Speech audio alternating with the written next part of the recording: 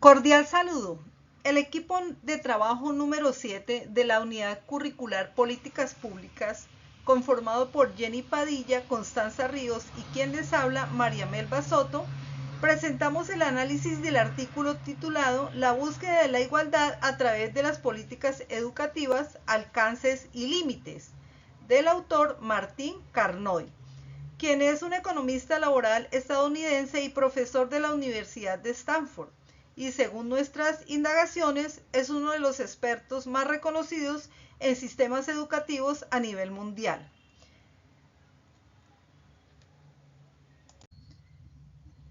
Al hacer una revisión detenida del tema que se dirime en este estudio, se puede notar que este pretende de manera general examinar el papel de la educación en la reducción de la desigualdad social y económica. Y ya de manera más específica, entonces, expresar algunas posiciones acerca de la educación en la igualación de resultados económicos y sociales, como también evaluar varias reformas educativas que tratan de mejorar la calidad de la educación y cómo éstas pueden o no contribuir a una mayor igualdad en la distribución de la educación y, por tanto, a una mayor igualdad económica y social. El Estado, las políticas educativas, una búsqueda de la igualdad. Identificamos que la sociedad civil aparece como el actor que exige calidad a las instituciones educativas y manifiesta demandas y necesidades al Estado. Todo esto con el objetivo de responder a las distintas situaciones sociales, económicas, políticas y culturales presentes en la sociedad donde se implementa la educación. Uno de los puntos de discusión más importantes al momento de evolucionar la educación en una sociedad sería el pensar que el simple hecho de generar o expandir el acceso a la educación implica directamente un crecimiento económico y social. Sin embargo, esto no es del todo cierto, ya que entran en juego conceptos como la rentabilidad económica, la cual no resulta igual de beneficiosa para todos. Analizábamos en el material compartido que se observa claramente una brecha entre la educación básica y la educación superior. Es bien sabido que el acceso a la educación básica ha reducido sus barreras. Sin embargo, su valor relativo para quien la obtiene no ha aumentado. Lo contrario ocurre con la educación superior. Sobre su beneficio ha crecido significativamente, aunque el acceso a ella continúa estando en muchos casos limitado a personas de clase media o alta. Es decir, que se puede hablar de políticas educativas centradas en la descentralización, donde se busca dar mayor autonomía a municipios y escuelas. Sin embargo, muchas comunidades carecen de la capacitación técnica o financiera para gestionar eficazmente la educación. Es por esto que se generan estos temas de debate, entre otros. El primero de ellos, más acceso a educación básica, pero sin impacto en equidad. En segundo lugar, la educación superior, rentable pero poco accesible. En tercer lugar, descentralización sin capacidad técnica local. Seguido por brechas entre territorios aumentan. Importa el contexto, no solo la política. Y por último, y no menos importante, es necesario un análisis territorial y profundo. Ahora bien, las verdaderas políticas educativas. Identificamos que es fundamental darse cuenta de que la educación no tiene un carácter netamente educativo, sino que es un fenómeno que también involucra aspectos económicos, culturales y sociales. Esto nos lleva a formularnos una pregunta clave. ¿Cómo podríamos mejorar la implementación de las políticas educativas en un país?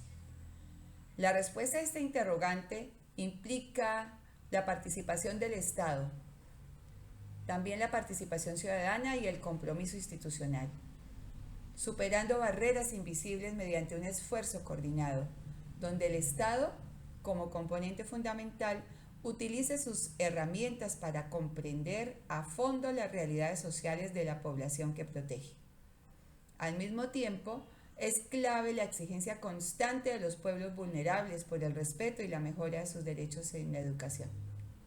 Por otra parte, las instituciones educativas deben cumplir con el compromiso de ofrecer recursos adecuados, tanto materiales como humanos, que permitan un verdadero beneficio para las comunidades donde están insertas.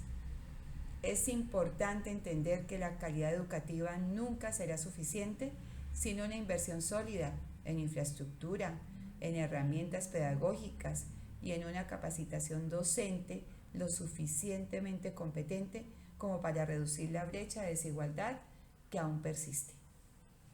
No hay calidad sin equidad, ni equidad sin inversión sostenida.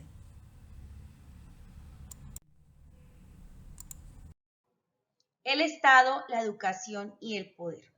En esta presentación quiero compartir un análisis crítico sobre el papel del Estado en la educación y cómo esta relación afecta a la sociedad. En primer lugar, es importante entender que la educación no es neutral. Es un campo donde se juegan relaciones de poder, se pueden reproducir, transformar o incluso superar. Según la autora Fleury, a partir de los años 80 y con el análisis del Estado en América Latina, se empezó a aplicar el modelo neoliberal, donde el Estado buscó ser más eficiente y comenzó a tratar la educación como si fuera un negocio. Esto significó que funciones propias del Estado, como educar, se empezaron a mercantilizar, es decir, se convirtieron en productos que se venden, se compran y se gestionan como si fueran parte del mercado. Por otro lado, el autor Pokewis nos hace ver algo muy importante. El Estado no solo organiza la educación, también decide qué se enseña, cómo se enseña y a quién se enseña. Y esto moldea la forma en que pensamos y actuamos como sociedad. Así, la educación se convierte en una herramienta de gobierno, donde también se transmiten valores y se reproducen relaciones de poder. Además, aunque se dice que más educación lleva a menos desigualdad, Carnot cuestiona esta idea. Señala que los recursos y beneficios siguen concentrados en los sectores más ricos, lo que demuestra que muchas políticas educativas en realidad mantienen o agravan la desigualdad. Tensiones y desigualdad.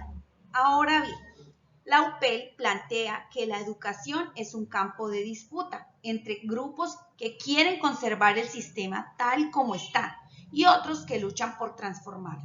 Las políticas educativas entonces reflejan esa lucha, pueden servir para mantener el orden o para impulsar cambios sociales reales.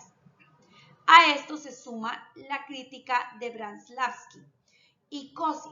Explican que muchas reformas educativas en América Latina son diseñadas por expertos o analistas internacionales que no conocen las realidades locales. Esto provoca una desconexión entre lo que se plantea desde arriba y lo que viven día a día los docentes y los estudiantes. Por eso, la clave es desarrollar una ciudadanía crítica. Necesitamos personas que no solo reciban educación, sino que también exijan políticas justas, democráticas y transformadoras. En conclusión, la educación no puede separarse de la política ni del poder. Y solo con participación activa de la sociedad se puede lograr una educación más equitativa y liberadora. Para finalizar, consideramos que dos aseveraciones importantes emergen de este estudio. 1. La única manera de reducir la desigualdad social y económica es seguir políticas que igualen con eficacia la distribución de recursos y riquezas en la sociedad. Y 2. La calidad de la educación y el acceso a la misma puede tener un efecto significativo sobre la desigualdad económica y social. Consideramos entonces, y de acuerdo con el autor, que mejorar el bienestar de los niños que necesitan mayor ayuda puede significar una calidad educativa. El autor recomienda ejercer presión política para hacer algunos cambios significativos y que una mayor equidad educativa sí es posible, pero no de manera que cause mayor equidad económica y social.